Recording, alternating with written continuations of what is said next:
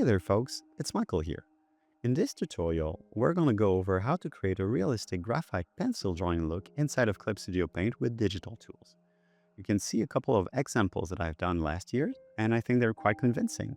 But today we're going to focus on this small Chinese dragon eating takeout food. I hope you're ready. Now, before going further, I'd like to mention how important I believe it is to get the right tools in order to do a convincing job. Over the length of the year, I spent countless hours working on such tools, and I believe that they replicate convincingly the look and feel of traditional graphite pencil. I will be using these tools for the rest of this tutorial, so if you want to follow along, you can go get them on ArtStation, Gumroad, Ko-fi, and Booth. And now, let's get started. Alright, now once you've properly installed the tools, you can go ahead and start your drawing. I usually start with a light sketch or thumbnail just so I can get my head around the idea of what I want to do. So I try to find balance, different shade that I'm going to be using. At this stage, everything is not too precise or too clean. I'm just trying to find what I like and what is not helping the artwork that I'm trying to make. Now, once this is done, I lower the opacity of that layer and start working on a more refined sketch, but it will still be a sketch, not a final line art. So I'm trying to figure out what the head will look like, how the features of the dragon will come forward. I want something that is very sleek and cartoony and fun, so I don't want to have too much details. But now you see I've just drawn the tail, and if you look at the tail, the bowl of rice, and the head of the dragon, they all share a same size relationship. And the focus of the piece will not be, in this sketch at least, directed entirely to the bowl of rice. And so I thought to myself, okay, now let's fix this. But once you fix something in an area, it's most likely going to have a ripple effect, and you will need to balance out the rest of your drawing so that the emotion, the message, and the symbols that you want to convey in your drawing all work together. Now, you see, I've made a small mistake here with the feet. They were facing towards us, but they should actually be facing away from us for a good rendition of the depth of the image. So I've just fixed that right there. And we're getting pretty close. Oh, fixing the tail once more because the balance was thrown off when I replaced the position of the tail. And now that seems to be taken care of.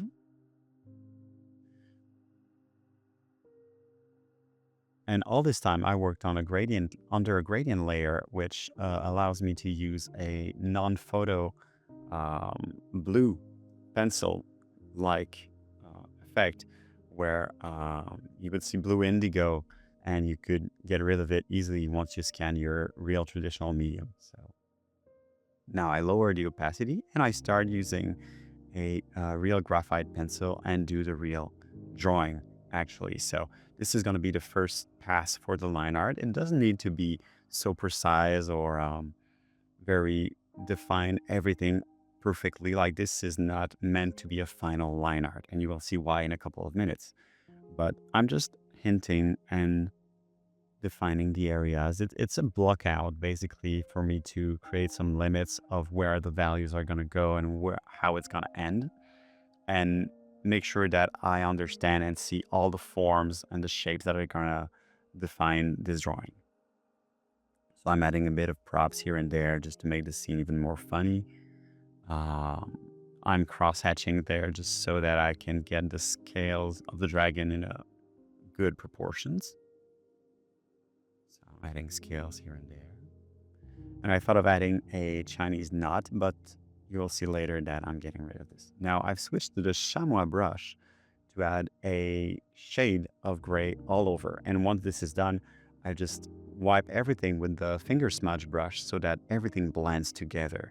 And now that I have a dirty page, I'm a lot less scared of making mistakes or just painting on top of my drawing. I don't want everything to be so pristine and precious that I'm scared to work on it. So having smudged and gray stuff all over really helps me get in the flow, and it helps me also build my value because I'm starting with the neutral gray value. And then from this point on, I can build up the blacks and the whites more easily. So yeah, defining the main shadows and everything. And once this is done, once again, I wipe everything out with the finger smudge just so that it unifies the whole picture, sorry. And now I'm removing all of that excess dirt so that I get a clear read of what I'll be playing with for the rest of the drawing session. All right, so adding some whites in the areas where I don't need grays. And then I blend it all over again. This this might sound stupid, but I really like this process because every time it gets me closer to the end goal, and also it helps the texture becomes a bit smoother. And I really like that smooth look of the old master, I would say, when they were drawing artwork for movies, concept art. They would all do that on vellum paper, and it has a very, very soft grain. So I really came to like this look, and I wanted to emulate it as best as I can. So depending on the volume that I want to shade now, I will be using either the chamois brush or the traditional HB pencil. Most of the time, I will lay down my value on another layer and then gently wipe it, blur it with the smudge tool, finger smudge.